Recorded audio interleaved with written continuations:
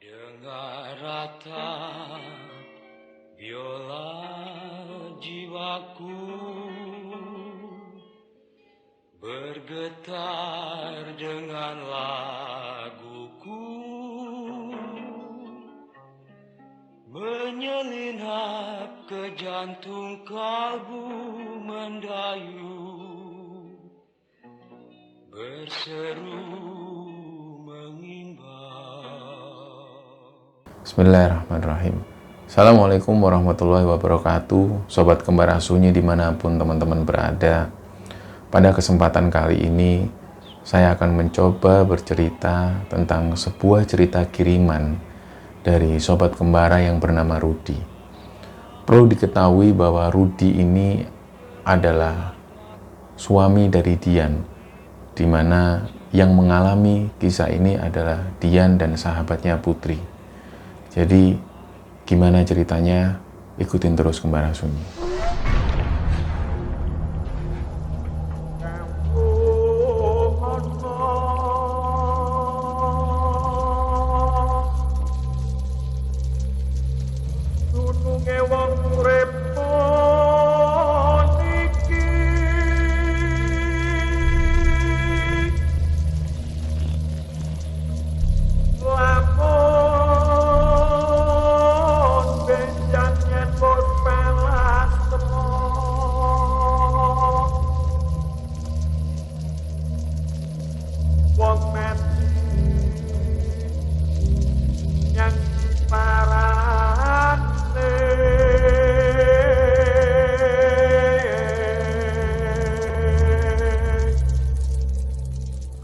Ada dua orang sahabat perempuan, Dian dan Putri. Awal pertama kali Dian ketemu dengan Putri ini pada saat Dian duduk di bangku SMP. Jadi pada saat masuk di sekolah SMP itu, Dian kenal dengan Putri. Putri yang dikenal Dian ini adalah putri yang rambutnya panjang, cantik, dan terkenal sebagai primadona sekolah waktu itu. Di kelas 2 SMP, Dian ini berkesempatan duduk satu bangku dengan Putri. Dari sejak itulah, Dian sama Putri ini jadi akrab dan bersahabat baik. Waktu itu, Dian tahu persis kalau Putri ini jadi idola cowok-cowok yang ada di SMP-nya. Jadi seringkali Putri itu digoda waktu pulang sekolah, waktu berangkat sekolah seringkali digoda oleh cowok-cowok. Tapi karena pada waktu itu, Putri ini orangnya pemalu. Nah, kejadian itu terus berlangsung dan pada waktu Dian sekolah di satu SMA, Putri ini ternyata juga ikut sekolah di satu SMA yang sama dengan Dian. Pada saat itulah Dian ini semakin akrab dengan Putri dan Putri mulai sering kali main ke rumah Dian dan sering kali menginap di rumah Dian. Jadi latar belakang keluarga Dian ini adalah keluarga yang berada dan Dian ini adalah anak tunggal seorang pengusaha. Jadi ayahnya Dian ini punya banyak koleksi barang-barang antik dan barang-barang kuno di rumahnya. Termasuk juga koleksi piringan-piringan hitam yang sering kali diputar pada waktu sore dan malam hari oleh ayahnya. Sedangkan latar belakang keluarga Putri ini adalah keluarga yang broken home. Ayah dan ibunya Putri ini sudah bercerai saat Putri masih duduk di bangku SD. Dan sejak saat itu, ibunya Putri ini memutuskan untuk kerja di luar negeri sebagai TKW. Pada sejak itu, Putri ikut tante dan omnya yang rumahnya di dekat situ. Tapi selama Putri ikut dengan tante dan omnya, Putri ini juga sering kali nggak kerasan. Karena sering kali melihat om dan tantenya itu bertengkar. Bahkan beberapa kali Putri ini melihat kekerasan rumah tangga yang dilakukan oleh omnya kepada tantenya. Waktu itulah di menginjak bangku SMA itu Putri sering kali curhat ke Dian tentang masalah om dan tantenya, tentang ibunya yang kerja di luar negeri. Pada waktu itu Dian ini kasihan dengan Putri dan menawarkan untuk tinggal di rumah Dian. Jadi sejak kelas 2 SMA, Putri ini kemudian sering kali tidur di rumah Dian. Jadi mereka berangkat sekolah bareng, pulang sekolah bareng, dan makan juga di rumah Dian. Waktu itu orang tua Dian juga nggak ada masalah dengan adanya putri yang nginep di rumah Dian. Kejadian itu pun berjalan dan ada kebiasaan-kebiasaan unik dari putri ini yang tidak disukai oleh Dian. Terutama ketika pada saat Dian ini tidur, putri ini seringkali ganggu. Seringkali ngodain Dian supaya nggak boleh tidur. Atau pada saat Dian bangun kesiangan dan pada saat putri sudah bangun lebih dulu, putri ini sering ganggu dengan menggoyang-goyangkan kasurnya supaya Dian bangun. Kadang pada waktu itu mereka sering berselisih paham dan membuat Dian marah karena Dian ini bangunnya seringkali siang hari. Waktu itu pun berlalu dan mereka masuk di kampus yang sama, di mana di situ putri juga kuliah di kampus yang sama dengan Dian dan juga ngambil jurusan yang sama dengan Dian.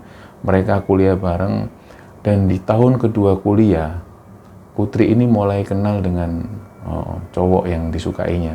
Begitupun juga Dian. Mereka mulai pacaran.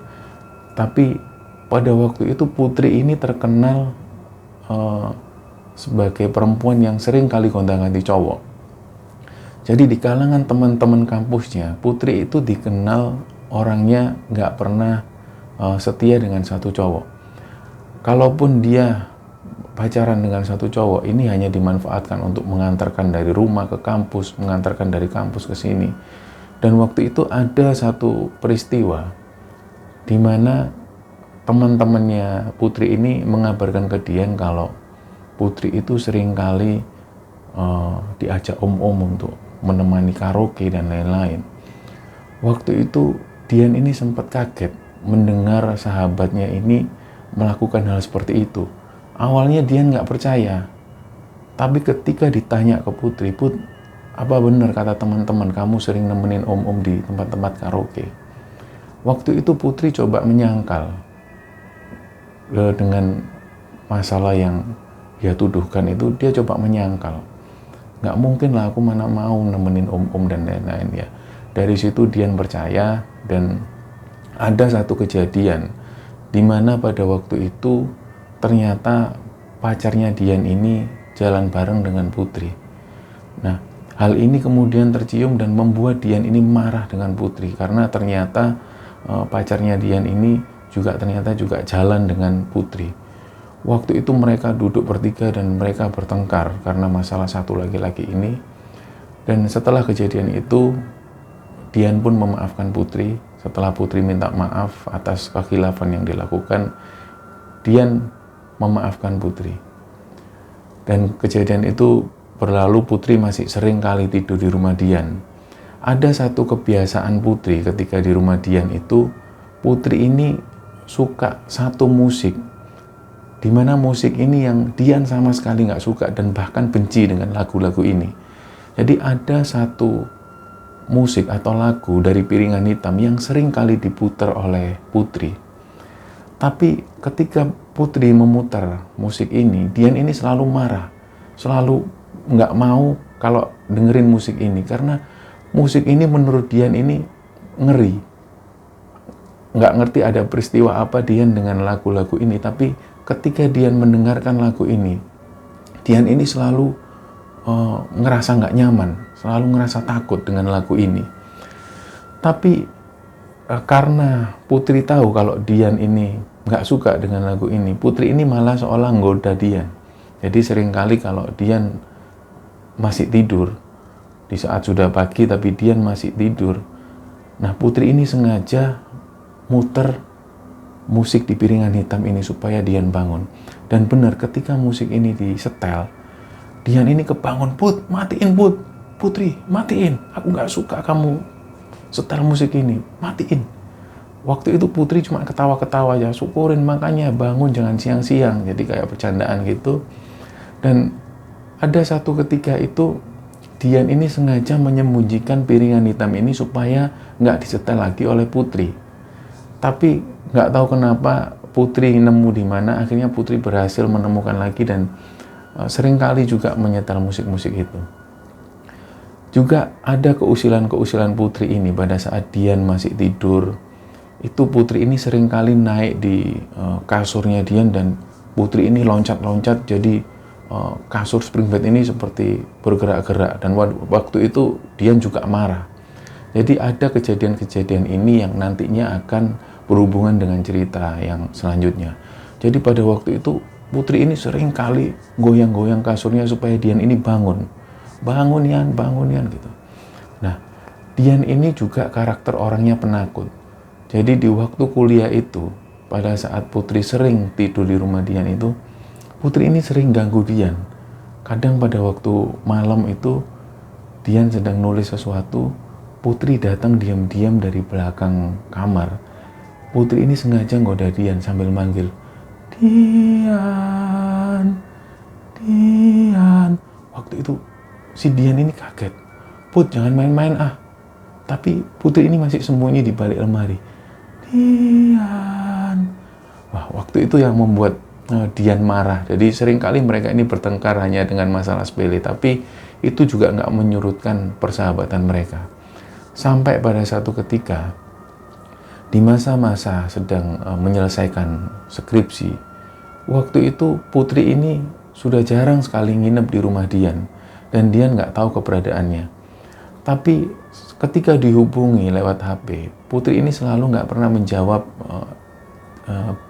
WA dari Dian.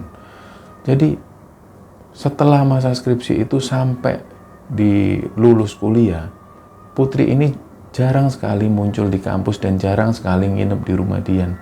Sampai pada akhirnya Dian ini lulus, dan beberapa bulan setelah lulus kuliah itu Dian menikah dengan satu orang cowok pilihannya. Dan 1 tahun setelah itu Dian hamil dan melahirkan, tapi pada waktu itu Dian masih belum juga dengar kabar tentang Putri. Nggak tahu keberadaannya di mana. Jadi Dian sibuk dengan keluarganya, mengurus anak dan lain-lain. Dia nggak tahu keberadaan Putri di mana, dan Dian sendiri nggak sempat untuk mencari tahu di mana keberadaan Putri. Ada satu kabar yang mengabarkan dari teman-teman kuliah Dian waktu itu, mengabarkan bahwa ada di WA grup Dian itu, yang teman-teman kuliah itu di satu grup WA, ada yang bilang kalau Putri sekarang posisinya lagi di Jakarta. Dia ini kerjanya berangkat malam, pulang subuh hari gitu. Ada yang bilang juga kalau Putri ini ternyata simpenan om-om. Jadi Putri ini sudah terkenal di kalangan teman-teman kuliahnya kalau profesinya adalah sebagai wanita simpanan. Pada waktu mendengar kabar seperti itu, Dian ini agak nggak percaya dan seolah menolak dengan berita ini. Dari situ Dian ini nyoba bertanya tentang nomor telepon Putri, tapi teman-temannya nggak ada yang tahu, karena mereka dapat informasi juga dari teman-temannya yang lain yang ada di Jakarta. Dan waktu pun berlalu, ketika itu 1 tahun berlalu, ada kabar dari keluarga besar Dian, bahwa sepupunya Dian, jadi Dian punya sepupu namanya Ajeng yang sudah berumah tangga dan sudah punya 2 orang anak. Waktu itu mengalami masalah rumah tangga, di mana pada waktu itu suami Ajeng ini seringkali tidak pulang ke rumah dan ditengarai suaminya ini kecantol dengan perempuan lain. Waktu itu seluruh keluarga besar berkumpul dan mencoba mencari informasi di mana keberadaan suami Ajeng ini. Dan ada satu kabar yang mengejutkan juga, ternyata Ajeng ini atau suami Ajeng ini berselingkuh dengan Putri, sahabatnya Dian. Pada waktu mendengar informasi tentang ini, Dian awalnya nggak mau mengutarakan ini ke keluarga besarnya karena malu. Karena selama ini keluarga besarnya tahu bahwa Putri seringkali nginep di rumah Dian. Semua keluarga besarnya tahu bahwa Putri ini adalah sahabatnya Dian. Waktu itu Dian masih diam diri dan hanya bercerita dengan suaminya. Jadi waktu itu Dian cerita ke suaminya, ini harus gimana aku bersikap gitu. Nah, suaminya Dian menyarankan, sudah, kalau memang seperti itu kenyataannya, kita cari informasi tentang keberadaan Putri supaya suaminya Ajeng ini kembali pulang. Karena sudah berbulan-bulan suaminya Ajeng ini nggak pulang dan anaknya terlantar. Bahkan ayahnya Ajeng ini meminta untuk menceraikan Ajeng, supaya suaminya menceraikan Ajeng. tapi masih belum tahu keberadaannya di mana. Waktu itu ada kabar yang beredar bahwa Putri ini posisinya ada di daerah Malang. Malang kita tahu berdekatan dengan Surabaya, hanya berjarak 2 jam. Waktu itu suaminya Dian berangkat bersama sepupunya untuk menuju Malang dan mencari keberadaan Putri. Di situ mereka menemukan satu komplek perumahan yang disinyalir di satu rumah itu ditempati oleh Putri. Suaminya Dian mulai tanya ke tetangga-tetangga siapa yang menghuni rumah ini. Dan mereka mulai tanya ke pengurus RT setempat.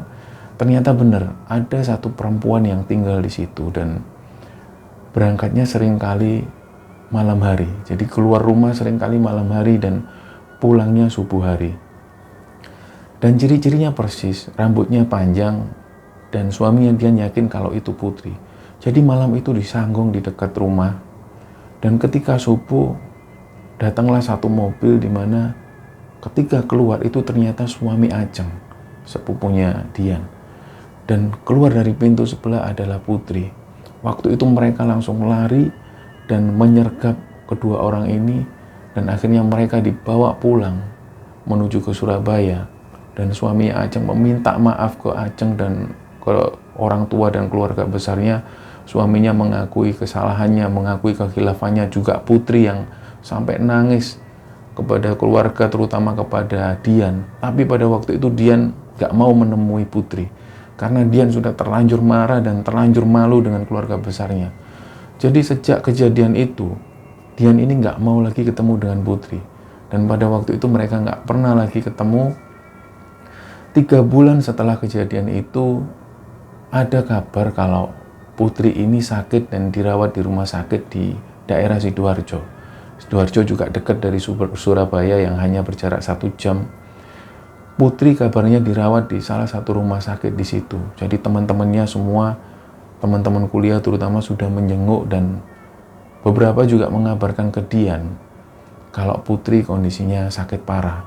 Jadi sempat difotokan di WA grup itu Putri ini kondisinya sudah kering kerontang, badannya kering kerontang dan wajahnya seperti banyak yang bopeng.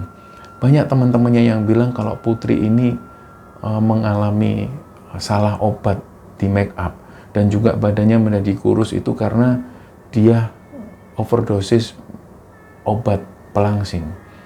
Banyak spekulasi-spekulasi yang beredar, tapi foto yang dikirimkan ke grup itu sempat membuat Dian itu miris. Jadi benar keadaannya itu Putri ini kurus kerontang seperti tinggal tulang dan wajahnya sudah sama sekali nggak cantik seperti pada zaman kuliah-kuliah dulu. Waktu itu Dian cuman bisa berdoa atau mendoakan dalam hati, semoga temanku ini baik-baik saja dan segera sehat kembali. Tapi masih ada dalam hati kecil Dian ini yang sama sekali tidak mau untuk menjenguk Putri karena Dian ini masih benar-benar marah dengan kelakuan sahabatnya itu. Setelah beberapa hari setelah kejadian itu ternyata dikabarkan Putri meninggal dunia. Putri meninggal dan jenazahnya dimakamkan di pemakaman di dekat rumah tantenya, di mana pemakaman ini juga sangat dekat dengan rumah yang di mana Dian tinggal. Setelah mendengar kabar bahwa Putri meninggal, Dian sempat kaget dan sedih dalam hatinya karena perasaannya juga campur aduk. Di samping dia masih menyimpan rasa marah pada sahabatnya ini, tapi di satu sisi Dian ini juga kasihan sekali dengan sahabatnya yang hanya hidup seorang diri dan gak ada yang peduli dengan dirinya. Tapi karena perilakunya yang seperti itu, Dian masih memendam rasa marah. Malam itu Dian masih belum sempat untuk mengunjungi ke pemakamannya dan belum sempat untuk mengunjungi ke rumah tantenya. Jadi Dian hanya diam diri di rumah. Waktu itu Dian tidur dan malam itu ketika mimpi, Dian ini ketemu sosok Putri yang dia ini dari kejauhan seperti melambai-lambaikan tangan ke Dian. Yan, tolong Yan, Yan, tolong Yan. Jadi kondisinya Putri itu benar-benar kondisi yang kurus kering, hanya tinggal tulang dengan jalan yang tertatih-tatih dan meminta tolong ke Dian. Yan, tolong Yan. Waktu itu Dian ini seperti orang yang ketindihan dan mencoba bangun. Dia bangunkan suaminya. Waktu itu suaminya bangun dan, kenapa kamu Yang? Kenapa? Aku baru aja dimimpiin Putri. Dia kondisinya seperti ini. Udah kamu wudhu dulu terus baca doa, kamu tidur lagi. Setelah itu Dian baca doa, dia wudhu, baca doa dan kembali tidur. Keesokan harinya Dian nggak lagi mengalami mimpi yang aneh itu. Tapi ada di hari keempat, waktu itu suaminya Dian ini pamit untuk pergi keluar kota karena kerja suami Dian ini seringkali keluar kota dan jarang pulang. Waktu itu ketika suaminya pergi, Dian ini nggak sempat berpikir aneh-aneh. Malam itu dia tidur dan di samping Dian ini ada anaknya yang sudah tidur. Waktu itu di sekitar jam 1 dini hari, Dian ini seperti mendengar ada suara langkah kaki dari ruang tengah.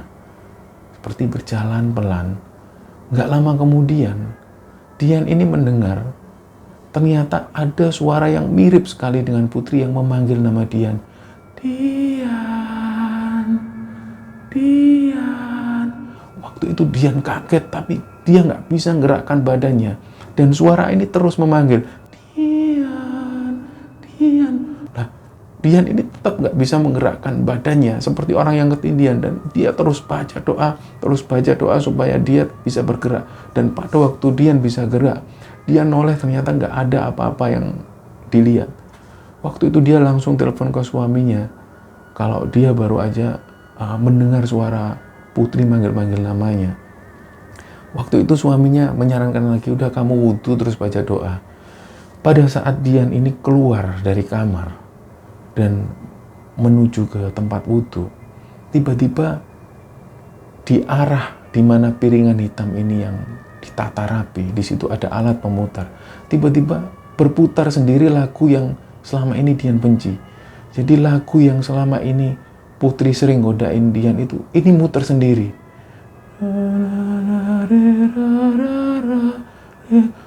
Waktu itu Dian ini gemetaran dan, Putri, jangan ganggu aku, jangan ganggu aku, Dian ini kembali ke kamarnya terus nutup selimut dan musik ini masih terus terdengar.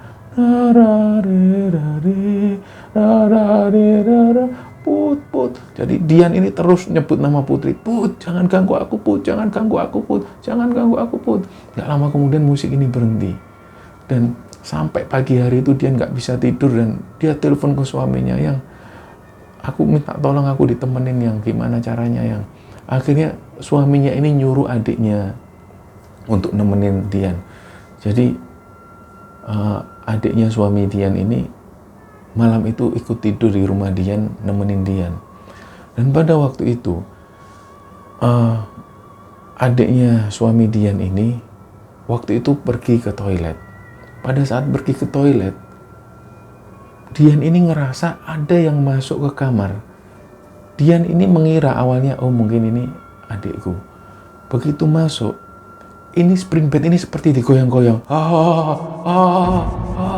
Nah, Dian ini tahu persis, ini kan suara Putri. Jadi spring bed ini goyang-goyang seperti ada yang loncat-loncat gitu. Dian gitu. Nah, waktu itu Dian lagi-lagi nggak bisa gerak seperti orang yang ketindihan. Oh, ya Allah, dia berdoa dan kemudian noleh. Dia manggil adiknya itu, Dek, adiknya lari. Kenapa Mbak? Dek, kamu cepetan ke sini. Aku barusan dikerjain sama hantu, katanya Dian seperti itu. Nah, adiknya ini nggak tahu apa yang ganggu mbaknya ini. Dan setelah itu, karena adiknya ini besoknya ada urusan keluar kota, jadi adiknya nggak bisa lagi nemenin dan suaminya Dian juga belum juga pulang. Malam itu, Dian ini kembali mimpi. Pada mimpinya itu dia ketemu Putri, jalan dengan pakai daster yang seukuran lutut, dasternya warna putih, dan seperti melambai-lambaikan tangan dengan kondisi yang badan yang keris, kurus, kering seperti itu, sambil melambai-lambai ke arah Dian. Yan, tolong Yan. Jadi sambil menangis, Yan, tolong Yan. Dan Dian ini melihat persis, mohon maaf, dari arah selangkangan Putri ini keluar seperti darah yang seger, menetes sampai ke lantai. Jadi Putri ini jalan sambil menuju ke arah Dian, Yan tolong Yan. Dan Dian itu melihat Putri ini bersimbah darah yang keluar dari selangkangannya. Dian ini seperti orang yang ketindihan lagi. Dan ketika bangun, dilihat jam 1:30 dini hari. Waktu itu kembali lagi Dian ini telepon ke suaminya. Dia cerita tentang mimpi yang dialaminya waktu itu. Dan setelah suaminya mencoba menenangkan, Dian ini mencoba kembali tidur. Dan pada saat akan tidur, musik yang ada di piringan hitam ini kembali berputar dengan sendirinya. Jadi musik ini tiba-tiba bunyi.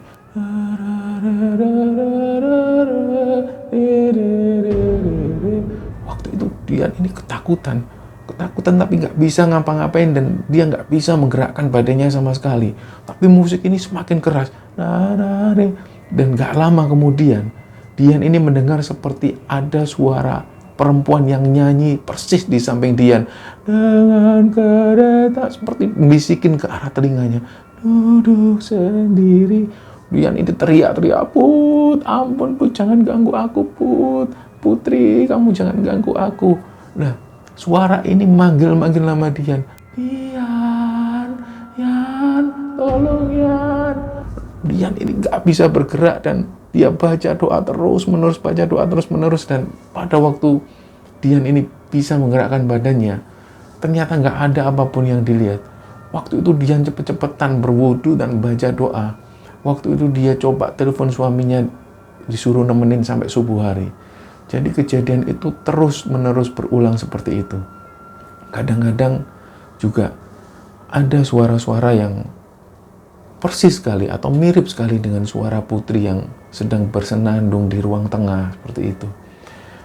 Pada waktu suaminya Dian ini pulang ke rumah, suaminya ini coba untuk mengajak Dian berziarah ke makam Putri. Jadi supaya gak ada lagi kejadian-kejadian yang meneror Dian.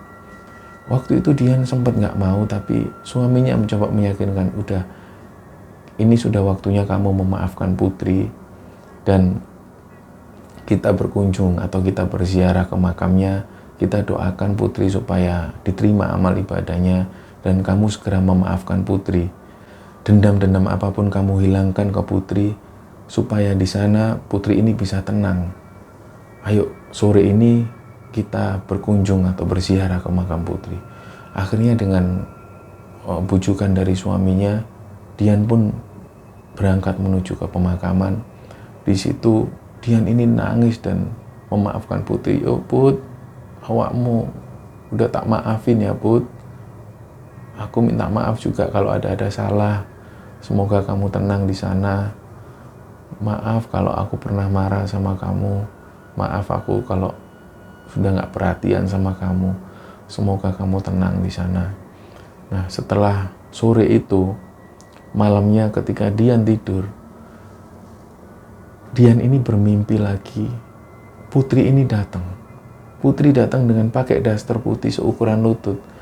Tapi waktu itu dengan tidak wajah yang menyeramkan. Tapi Putri datang dengan wajah yang cantik pada saat persis seperti pada waktu dia masih di zaman kuliah dulu. Jadi Putri ini datang dengan penampilan yang cantik dan tubuhnya belum kering, belum kurus kering.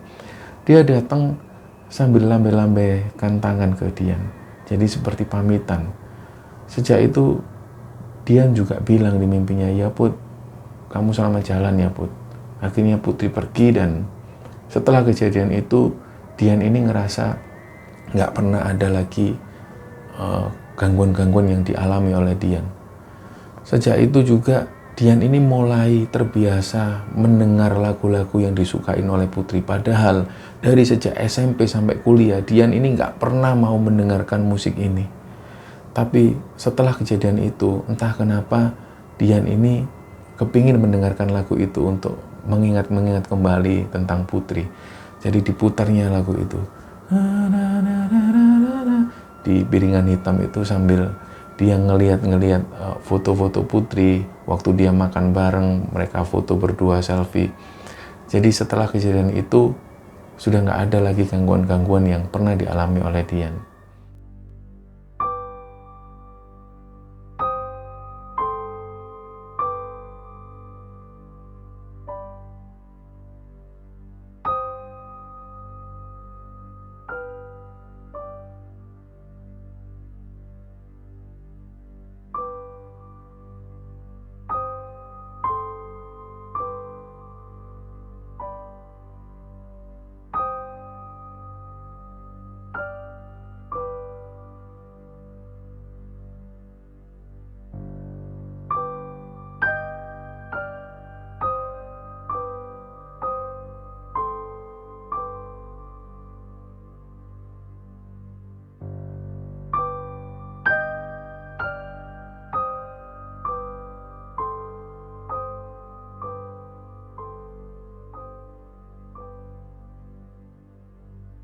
banyak sekali pelajaran yang bisa kita ambil dari kisah ini, terutama tentang persahabatan antara Dian dan Putri.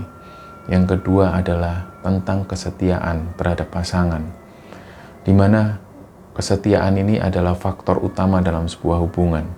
Dan ketika ada sebuah kesetiaan, maka pihak-pihak luar insya Allah tidak akan bisa mengganggu hubungan rumah tangga yang harmonis. Jadi semoga kisah ini bisa diambil hikmah dan pelajaran oleh teman-teman semua. Mohon maaf kalau ada salah-salah kata. Terima kasih.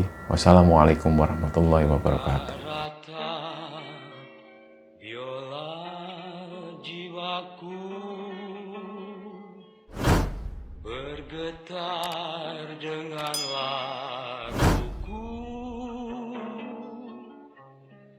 menyelinap ke jantung kalbu mendayu, berseru mengimbau.